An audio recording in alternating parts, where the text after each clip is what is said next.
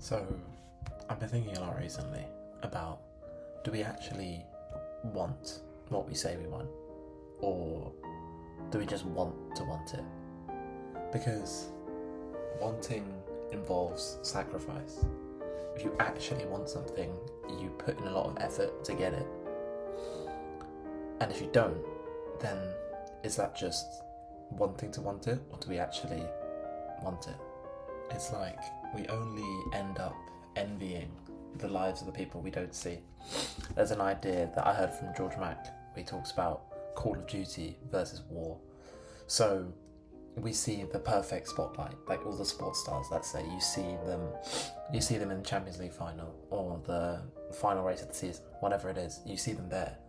But then you don't see them grinding in the gym, waking up at 6 a.m. every single day just to do that. Because that's not what you want. Like, you want to be the best in the world, but you don't see what it takes to get there. And then when you do, are you willing to sacrifice that? Are you willing to do what it takes? And a lot of us say that we are. We say that, oh, we can do this.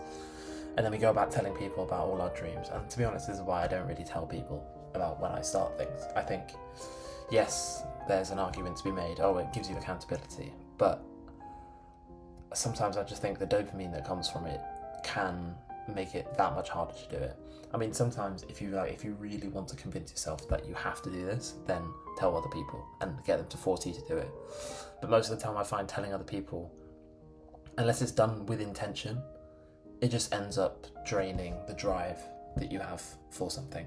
I mean, this feels partly why New Year's resolutions always tend to fail, because we want to want something, and then the first hurdle comes, and then the second hurdle comes, and then another hurdle comes, and then we just don't keep going.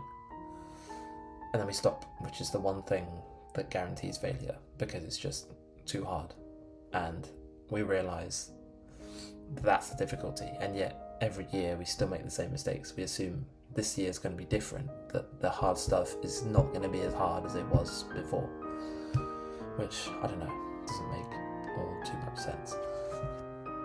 But to round this off, I guess you have James Clear's idea of, if you don't want to live the lifestyle, release yourself from the desire, because then it's just going to be a life of misery. If you want to live the life, but you don't like the lifestyle, you're not willing to challenge yourself enough to get there. And it's hard, of course it's hard. It's not easy to do it all, but it's worth a shot, because otherwise, if you don't try, then there's no chance you'll get anything out of it.